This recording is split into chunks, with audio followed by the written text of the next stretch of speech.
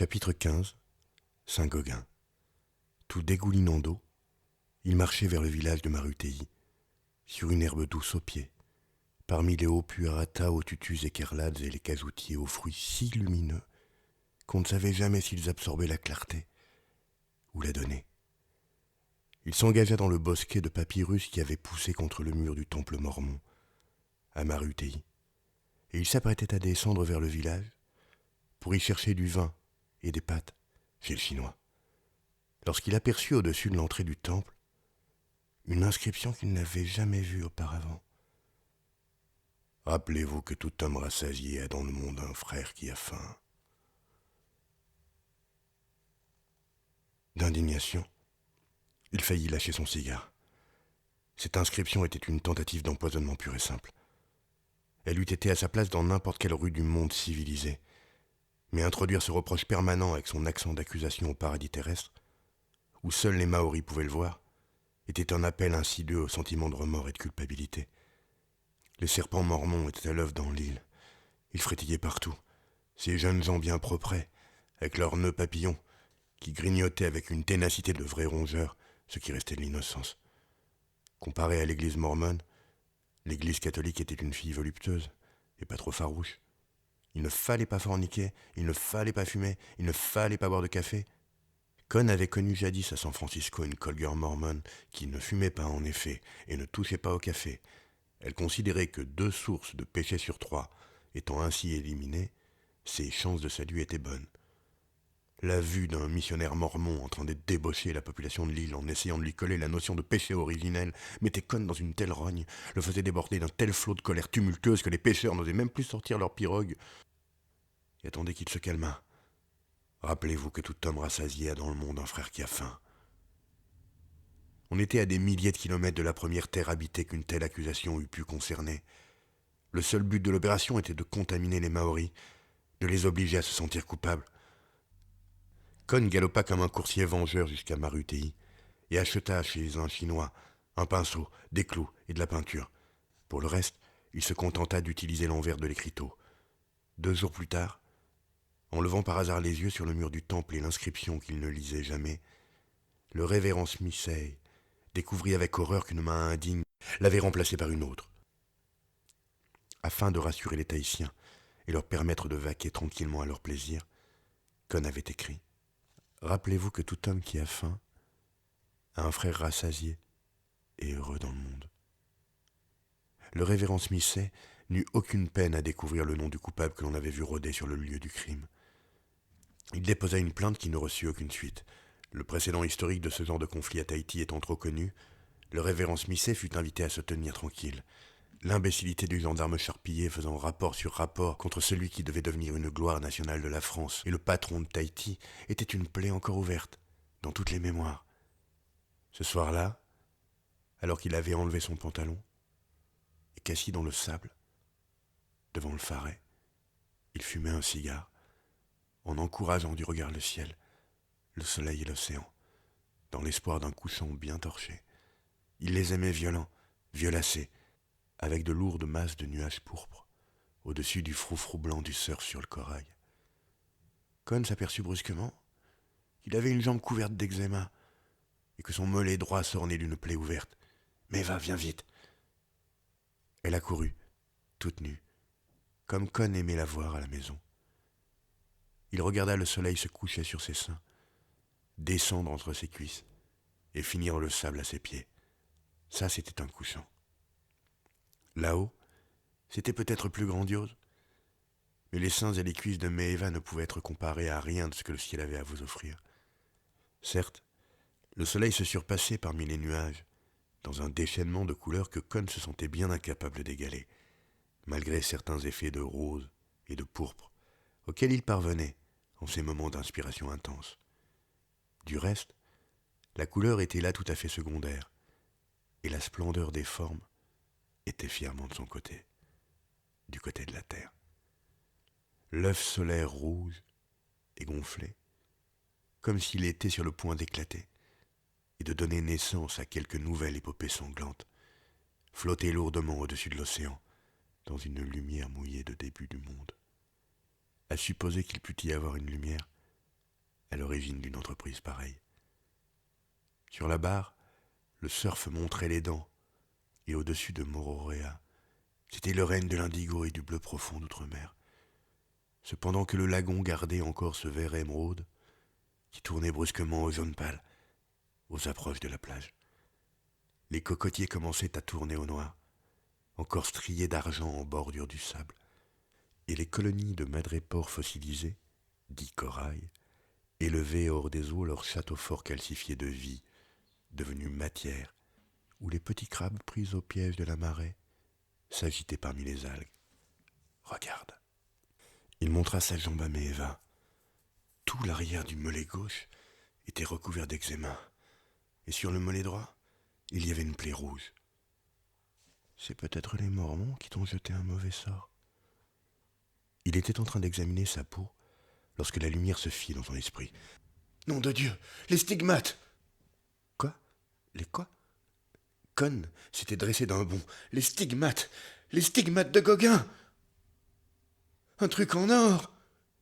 Je deviens authentique!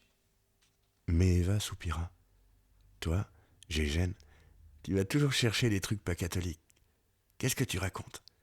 Tu ne comprends pas? Gauguin avait exactement les mêmes plaies, aux jambes, et aux mêmes endroits. Il était vérolé. Tu te rends compte de ce que ça veut dire? Quand tu es vérolé, c'est cette traînée d'Unano, je le savais. Mais non, tu es complètement inculte. Ce sont les stigmates de Gauguin. Maintenant, c'est du solide. C'est comme si j'avais sur moi une garantie d'authenticité. Je vais doubler mes prix. Ça ne se discute pas. Un truc comme ça. Il s'empressa de mettre le tourisme au courant. Il y avait 3 mois qu'il leur demandait une petite subvention pour bâtir une vraie maison du jouir, exactement copiée sur celle de Gauguin, à Atuana. Mais Bizien jurait qu'il n'y avait pas assez de crédit pour le moment. Il y avait des reconstitutions plus urgentes et qui avaient la priorité si on ne voulait pas se laisser distancier par le Disney World d'Hawaï. Con fit donc une entrée triomphale chez le promoteur, ôta son pantalon et lui proposa l'affaire. Les stigmates étaient là, évident, indiscutable. Et il fallait commencer par les photographier. La vue de Gauguin, sur son lit de souffrance, couché sur une natte, avec ses plaies, aux jambes, dans la maison du jouir, était une attraction touristique que tous ceux qui avaient à cœur les intérêts de l'île et du mythe tahitien ne pouvaient négliger. Même les missionnaires, pour une fois, ne pouvaient protester. D'abord, parce que c'était historique. Ensuite, parce que la morale était respectée, et la fin du coquin édifiante. La maison du jouir était devenue un lieu de souffrance. La vallée de larmes reprenait ses droits. Si le commissariat au tourisme refusait les crédits, il n'y avait qu'à s'adresser aux affaires culturelles. Le culte de la souffrance, l'art gothique et la tragédie, ça les concernait. Bizien promit de voir s'il ne serait pas possible de reconstituer dans le cadre du circuit touristique une vraie maison du jouir, au moins en modèle réduit. Mais il avait d'autres chats à fouetter. Il préparait pour les 2000 passagers de la Matson Line, qui devait arriver bientôt, une reconstitution des scènes les plus connues de la Bible, des tableaux vivants interprétés par les indigènes sur le passage de l'autocar. Con courut tout de même refaire une Wassermann et fut rassuré. Son sang était aussi pur qu'il était humainement possible. Les stigmates étaient un phénomène soit allergique, soit psychosomatique. Le docteur Souras lui expliqua qu'il avait si bien réussi à se mettre dans la peau de Gauguin qu'il fallait voir là un phénomène d'autosuggestion. Con, qui nourrissait déjà des projets plus ambitieux, ne cessait d'insister auprès de Bizien pour que celui-ci mît Monseigneur Tatin au courant de l'événement le plus rapidement possible. Mais toute l'île parlait déjà des stigmates de Gauguin. Et Con commençait à recevoir des offrandes de poulets et de fruits des villageois qui venaient le voir, étendu sur son hamac. Il les remerciait d'une voix faible et les bénissait. Mais Eva, elle-même, le regardait d'un drôle d'œil, manifestait une curieuse pudeur dans leur rapport et se montrait même étrangement intimidée. Con ne comprit vraiment ce qui la tracassait que lorsqu'elle refusa enfin de coucher avec lui. Emea, Ama, ça fait honte. Qu'est-ce qui te prend? qu'est-ce qui te fait honte? On peut plus, maintenant, Con. C'est pas bien. Il était pourtant difficile de trouver dans tout Haïti de lieux plus propices. Autour du Faret, l'île heureuse, ici, se laissait librement pénétrer par le large. Fendue en deux, la ceinture de chasteté du corail laissait couler librement la sève blanche du dieu Théona, l'océan de la virilité infinie et indomptable. L'écume d'une blancheur qui évoquait toute la pureté de l'acte originel venait couvrir le sable dans un murmure comblé. Les milliers de cocotiers qui baissaient la tête au pied d'Orafena, qui fut un dieu avant de devenir volcan et pierre, entouraient la rude nullité des sommets de leurs toisons de verdure, dont l'ombre s'épaississait jusqu'au lagon, d'où la clarté montait à la rencontre du mystère. Con fut saisi d'une émotion intense, et son sexe répondit à cet appel de la splendeur terrestre avec une violence et une ampleur qu'il contemplait à présent, fier d'avoir répondu comme il convenait à la beauté du monde. Mais Evan ne voulait rien savoir. On ne peut plus maintenant, Con. C'est un péché. Comment un péché? Qu'est-ce que tu racontes? Où est-ce que tu vois un péché là-dedans? Le père Tamil m'a dit que maintenant, puisque tu vas raconter partout que tu as des stigmates, tu dois vivre comme un saint homme, et que moi aussi, un jour, je serai célèbre. Ce salaud de Tamil, pensa Con, avec une certaine admiration. Ce dominicain était un dialecticien de première bourre. Ne fais pas attention à ce que raconte Tamil. Il croit à rien, ce curé-là. Il s'est foutu de toi. Il vaut mieux attendre que ça passe, Con. Peut-être que ça passera. Mais le père Tamil, il dit que tant que tu seras comme ça, je dois te respecter. Tant que tu seras comme ça, ton fifi, il est tabou. Quoi? Mon fifi est tabou? Con poussa des coups de gueule absolument effrayants. Mais tabou, c'est tabou. Mais Eva demeurait implacable. Le dimanche suivant, il enfourcha sa moto et attendit le père Tamil à la sortie de la messe de Pouavia. Il lui fit une scène horrible, mais le jeune dominicain se borna à sourire, aimablement. Qu'est-ce que c'est que ces façons? De quel droit vous avez déclaré mon fifi tabou? De quoi vous mêlez-vous? C'est du paganisme? Voyons, monsieur Con, vous allez partout proclamant vous-même à qui veut l'entendre que vous avez des stigmates. Vous savez parfaitement que c'est nerveux, chez moi. Psychosomatique. Et puis ce sont les stigmates de Gauguin, pas de l'autre. Ça n'a rien à voir avec votre religion. Tamil, si vous continuez à répandre des rumeurs pareilles à mon sujet et à déclarer mon fifi tabou, je vous fais un procès. Mais Con n'oubliait pas l'affaire vraiment importante. Tous les matins, il courait voir Bizien. Alors, comment ça se présente? Je n'ai absolument aucun espoir, monsieur Con. Aucun. Mais j'ai rendez-vous avec monseigneur Tatin dans une demi-heure. Attendez-moi à la sortie, je ne pense pas qu'il coopère. La dernière chose qui intéresse l'Église, c'est l'avenir du tourisme à Tahiti. La canonisation de Gauguin paraissait à première vue à Bizien une entreprise désespérée. Mais il savait aussi que, si on pouvait l'obtenir, Hawaï et Disney World seraient complètement enfoncés. Il avait depuis longtemps en tête une passion de Gauguin, inspirée de l'autre. Il permettrait d'utiliser les coins les plus pittoresques de l'île en reconstituant, étape par étape, les scènes les plus connues du martyre de celui qui rêvait de renouer le lien de l'homme avec le paradis terrestre. Les péripéties étaient de ce côté-là, pour ainsi dire, illimitées. Cela permettrait notamment la relance des Marquises, où Gauguin était mort, que le tourisme n'avait pas encore touché, et où le club méditerranéen lui-même refusait de s'installer. Il y avait déjà des mois qu'il essayait de convaincre monseigneur Tatin de coopérer au projet, et, après avoir laissé Con à la porte, il livra un dernier assaut à cette forteresse d'incompréhension qu'était l'évêque de Maoano. Ses sourcils noirs et épais se hérissèrent dès que Bizien eut ouvert la bouche. Votre Gauguin était un cochon, et tout le monde le sait. Il forniquait comme un cochon, ornait le mur de sa maison des 45 photos obscènes qu'il avait achetées à Port-Saïd. Il débauchait les petites filles.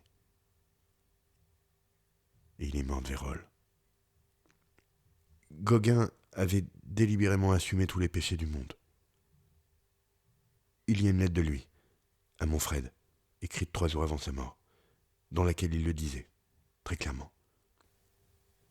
Ces plaies sur mon corps cette souffrance, cette misère, toute cette déchéance physique. Qu'est-ce donc, sinon l'homme, depuis son premier pas sur la terre?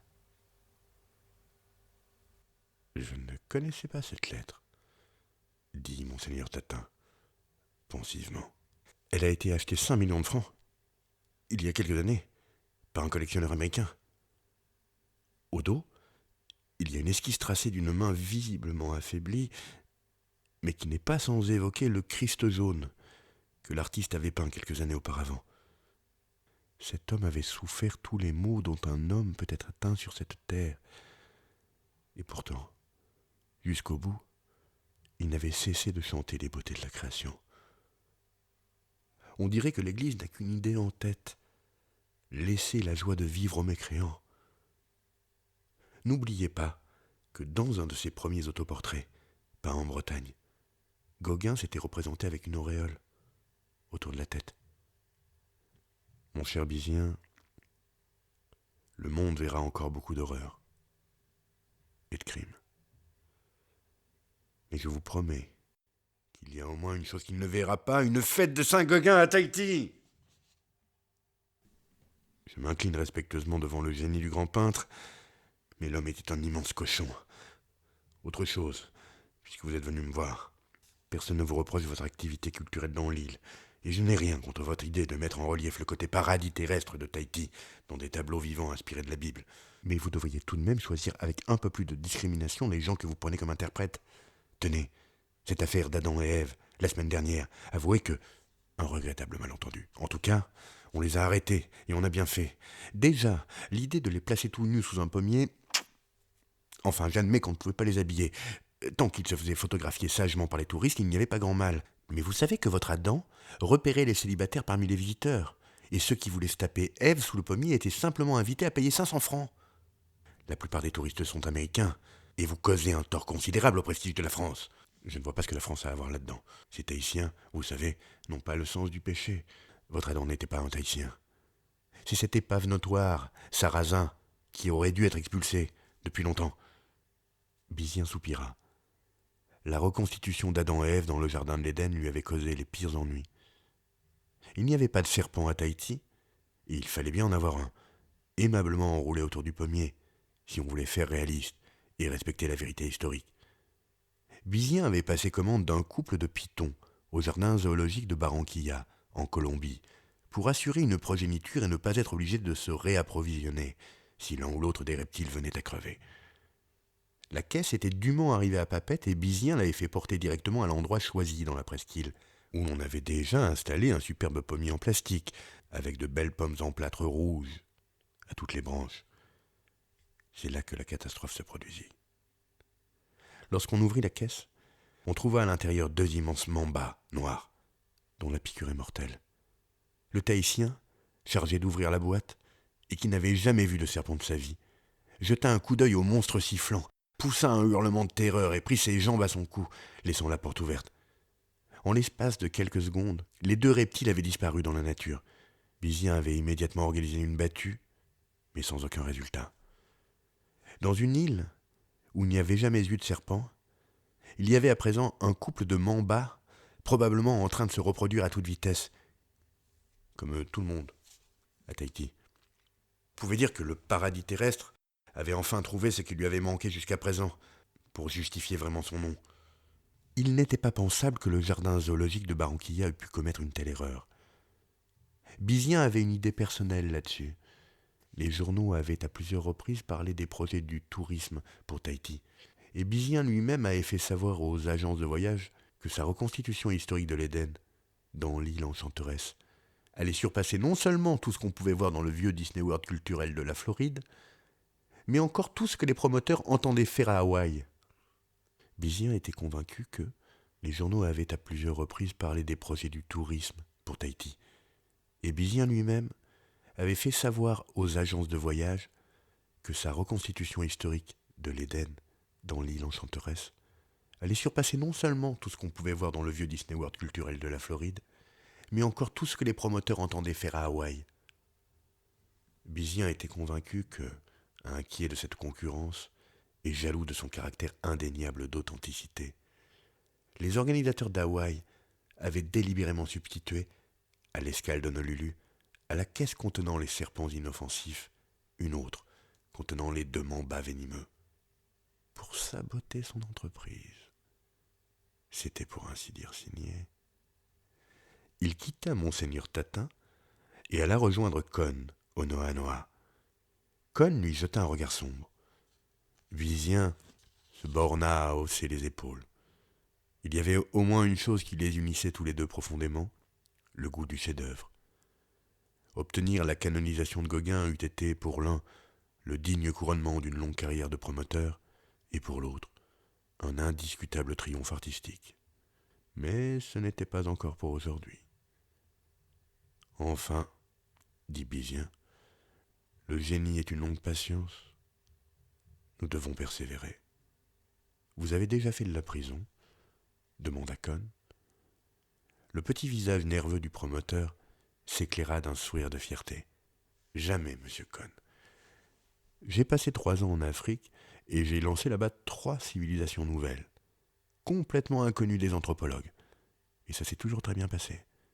Même l'UNESCO a coopéré. Il est vrai que je jouais sur du velours. Aucun spécialiste blanc ne pouvait se permettre de dire à certaines républiques africaines créées de toutes pièces et débordant de fierté nationale qu'elles n'avaient aucune civilisation spécifique derrière elles.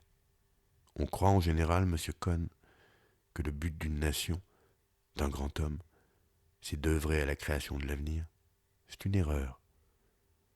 Le but d'une vraie mystique nationaliste, c'est d'œuvrer à la grandeur du passé. « Et ma Légion d'honneur ?» demanda Con. Bizien devint encore plus triste.